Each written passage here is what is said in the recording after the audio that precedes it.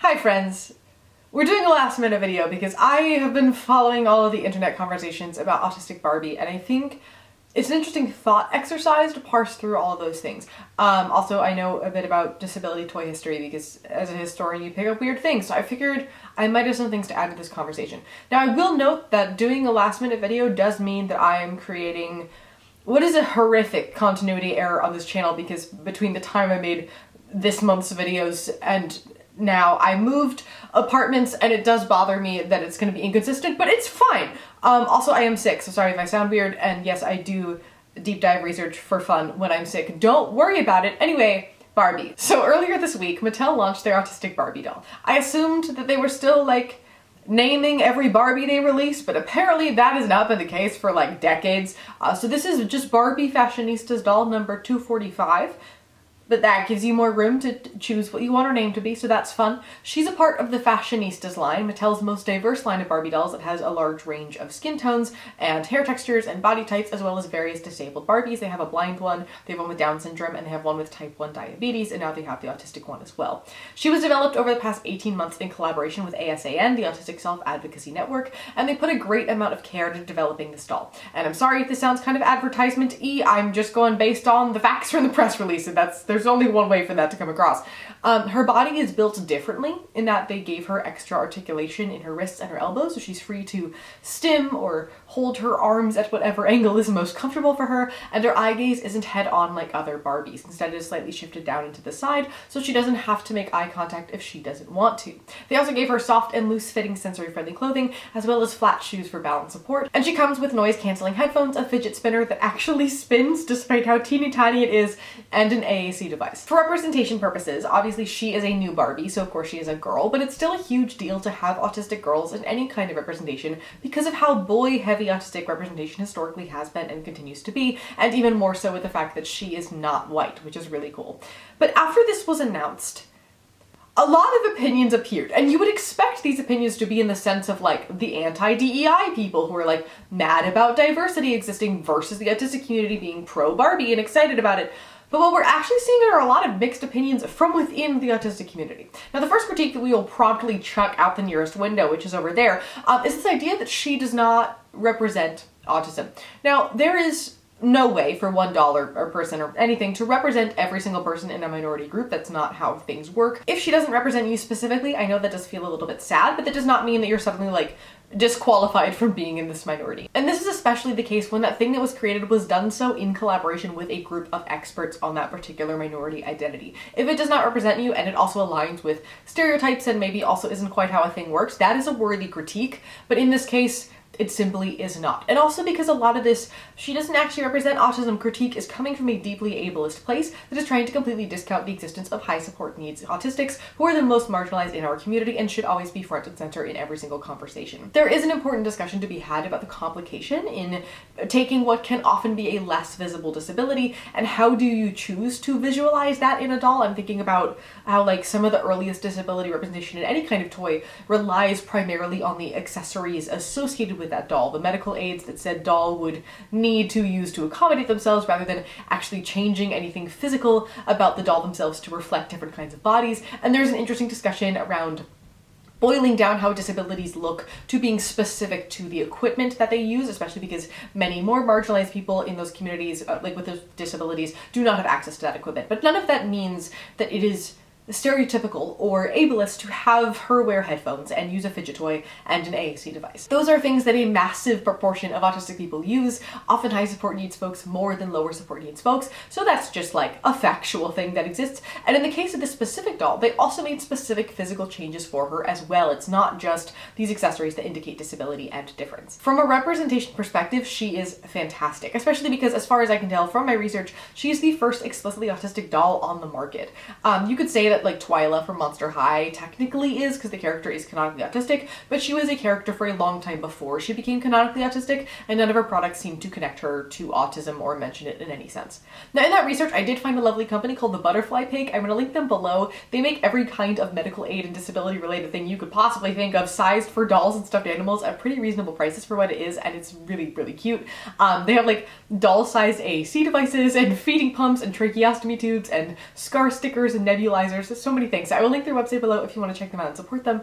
But that sort of brings us into the next section, which is why this representation is important. It is well documented that toys are very important for growing minds and have a huge impact on them. It's how little brains explore the world and create new experiences and understandings of that world. And the more that they learn about things that are different, then the easier flexibility is in the future. Just like, you know, we've expanded our children's books to not just be about every family having a mom and a dad. We've expanded our toys to include non-white people and different kinds of families and different kinds of bodies, which is important for kids who are experiencing those things personally or in proximity to them, because then their world is reflected in the toys and stories that they are being given as they are creating their understanding of the world and see that they and their experience is a part of the world.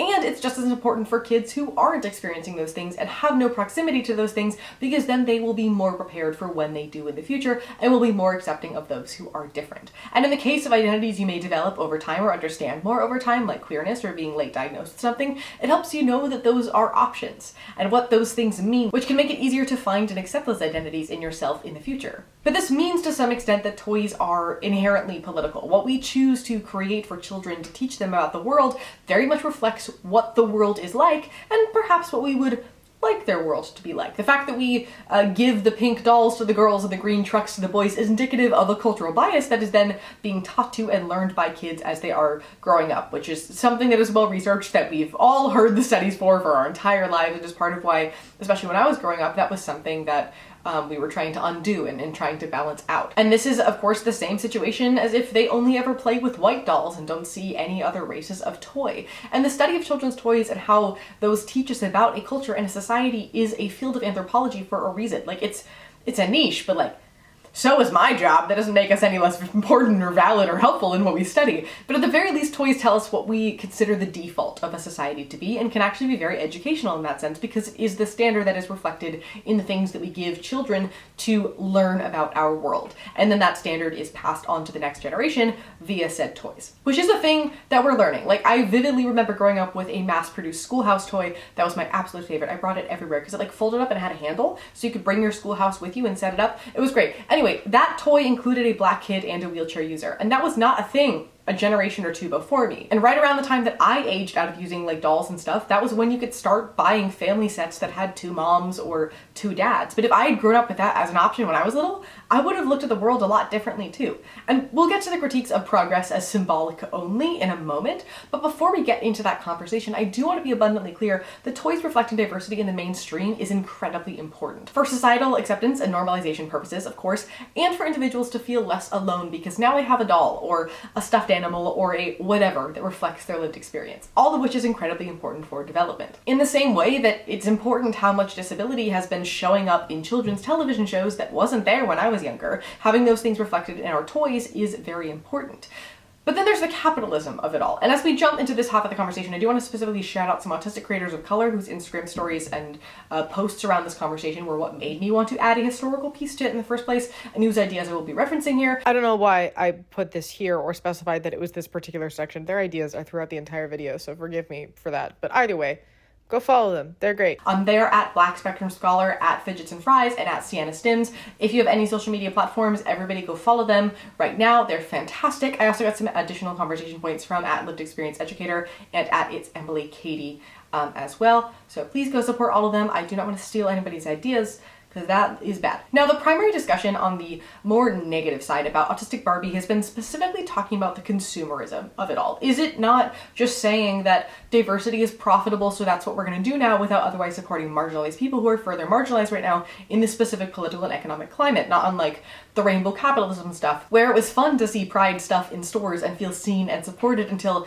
nearly every single company walked that back once it was no longer profitable and then actively got rid of their DEI programs altogether. People are concerned about the fact that suddenly a massive company is creating an autistic doll marketed toward autistic people at a time when diversity sells, and then seemingly isn't doing anything to otherwise support the community, like donating to an autism organization, or helping to fund the underfunded diagnostic programs whose wait lists are years long for kids that should definitely be in early intervention but can't until they have a diagnosis. I will say that as part of the launch, Mattel is donating over 1,000 autistic Barbies to leading pediatric hospitals that provide specialized services for children on the autism spectrum, which is something and is really great. But people still feel like they definitely have enough yearly income that they could do some other kind of support as well beyond just sending out free product. There's also criticisms pointing out how hollow it is to market something as being change for a marginalized community when that is a thing that is mass-produced under bad labor conditions that are bad for the environment, and one that still has unbelievably unrealistic body proportions, which there have been calls for the company to change for years and nothing substantial has happened. There's also the criticism that the only autistic influencers marketing this doll right now are white. To me, that feels like garbage research on the marketing team's part to not look beyond the top 5 autistic influencers that come up when you Google autistic influencers because whiteness sells online, and not go, maybe we should try to find more diverse crowd of people to market our product publicly. By the time I looked into that specific discussion, it's kind of hard to find the original advertisement videos of the product because everybody was then having discourse afterwards. I'm not quite sure how many people they actually hired for this. I will note that Mattel's own launch video for this Barbie does primarily center people of color, so I think the launch video was done really well. To me, that just makes this feel like a marketing outreach error that reflects the garbage landscape of the autism influencer more than it does the company's goals as a company. Not to defend a massive conglomerate on any level, but I think we should be aware of what blame might fall where, right? Now, the central question behind all these critiques, at least based on how I'm reading and understanding them, is why is this being made right now? With an underlying concern that the answer is because our community is suddenly profitable in the modern lens and they want to capitalize on that and don't actually care about creating representation or change in any other sense. Which is then bringing up critiques of every major capitalistic company in every single situation that are, to some extent, definitely salient in this case when we are looking at the wider picture of consumerism and capitalism and identity, but are also not things that are exclusive to this case and shouldn't be like the sole reason we hate Autistic Barbie, should that be a thing somebody decides to do. I will say, from a toy design perspective, it might have been cool to include some sort of insert or something along with the toy for parents to read to educate their kids about what an AAC device is, for example, and stuff like that. I'm already seeing people think it's a calculator. It's not. I think that might have been a helpful educational bridge, but also I don't think you can actually buy these anywhere yet, so there may be something in the packaging. We don't quite know that for sure yet. I know they tend to describe what the Barbie uses and how they function on the back sometimes. It'd be like, this Barbie likes this thing and this thing, so that might actually be there and we just don't know yet. But anyway, this side of the intentions of the toy business conversation is where my random historian knowledge sort of enters the picture, because I think while a lot of this argument is true and a conversation we should definitely be having, it's also particularly complicated to be having with Mattel, because they, I would argue, are actually the historical reason we have any mainstream disabled toys on the regular market. So it's not like they suddenly woke up 18 months ago and they were like, autism is trendy, let's make an autistic doll to sell to people to make lots of money, because they were the first major company to successfully integrate a disabled toy into the general market in 1996. I have a brief video about the history of disabled toys from a couple years ago. I will link it above. Much of what's in the video is about to end up in this one, so it's gonna feel a little repetitive. You don't have to watch it. But either way, historically disabled toys were usually a DIY thing, or they were special toys made specifically for hospitals to use to make their young patients feel less afraid of various procedures and things. And this is still the case. A lot of children's hospitals do have an arsenal of specific medical toys that they can use to explain procedures to kids. I recently saw a Lego MRI to explain a thing to a kid. So those exist, those are still the case, but they've been the case for a very long time. And that used to be the only kind of disabled toy on the market. Sometimes people would special order them so they could have them in their homes for their disabled children, but it was incredibly rare and generally hard to track down. The first 2 mass-marketed toys to include disability were in the 1950s, both referencing blind characters, the 3 Blind Mice and Mr. Magoo, and the latter was actively protested by disability rights organizers for being offensive, but neither were generally viewed by the public as representing disability, because the concept of the 3 Blind Mice and the concept of Mr. Magoo not being able to see are things that people just kind of process as different from disability, so those don't really count necessarily, as well as the 1970s influx of the amputee cyborg action figures who had arms that were guns and stuff. Again, people weren't necessarily processing that as being within the disability category or as representing disabled children or any disabled people at all, of any age. Arguably, Cabbage Patch was the first mainstream company to try to create disabled dolls in the 1980s. They had the Howl's Pals line that had mostly disabled dolls, including one who used a wheelchair. They had one with leg braces and canes, one without a left leg, one with hearing aids, and one with a red-tipped cane and a guide dog. But you could only get those via special mail order, and they were primarily made with the intention of being purchased by medical professionals. Many disabled children didn't want these dolls because they stuck out and were different and weird, so they didn't really get repurposed in community. And one thing I will note is that a proportion of the Cabbage Patch's profits from the specific line did go to disabled charities.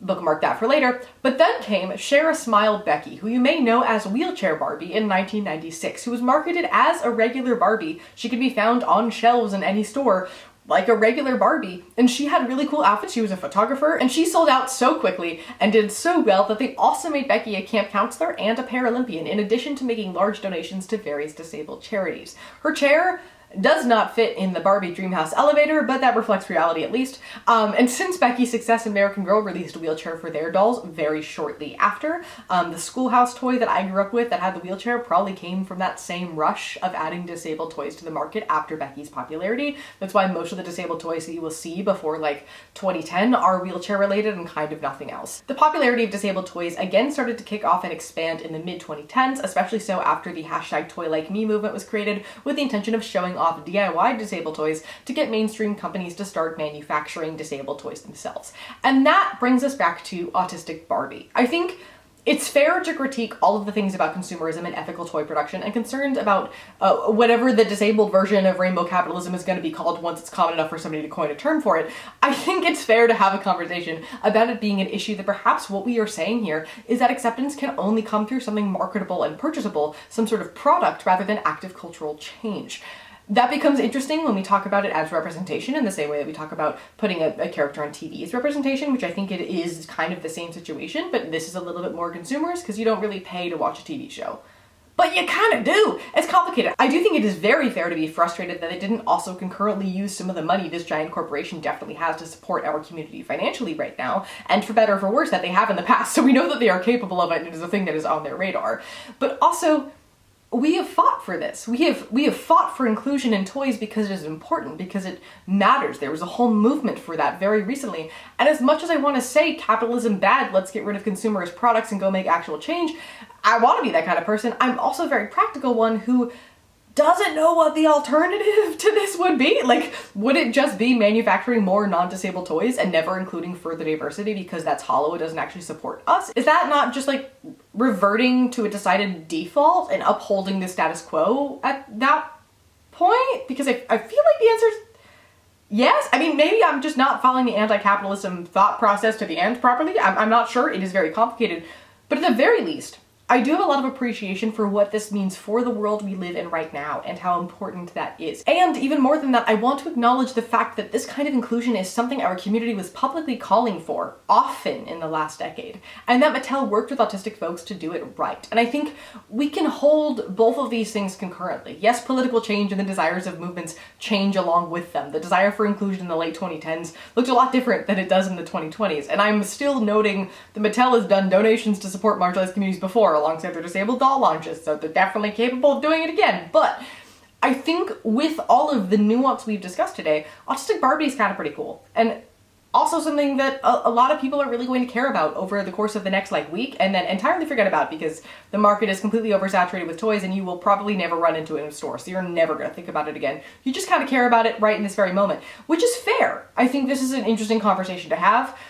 Let's just not hang all of our outrage on it. I personally just like talking about toy history, and any excuse to do that brings me joy. And I also read so many tweets and threads and text posts and comments and Instagram stories about this thing on both sides, and everybody seemed to go straight for Mattel is capitalism and is therefore bad. And I'm not defending Mattel as a current company. They have their issues, believe me. But there's much more nuanced history with Mattel specifically and disabled toys more generally that is really important context when we're making critiques about this company's presumed intent. And seeing people make harsh judgments without all the available information just kind of bothers me, so I thought I would jump in. Let me know what you think about Autistic Barbie, maybe what you think her name should be, if that's a thing that you care about, where you sit at this awkward capitalist crossroads of being grateful to finally be included and also feeling a little bit weird about being marketed to as a minority, and having that be maybe a little bit unsettling in the current day and age. I will see you next week in what is definitely the same location to talk to you about disability in the musical chess, and then I'll catch you again in February with your regularly scheduled content in the new place. If you want to hit any buttons below,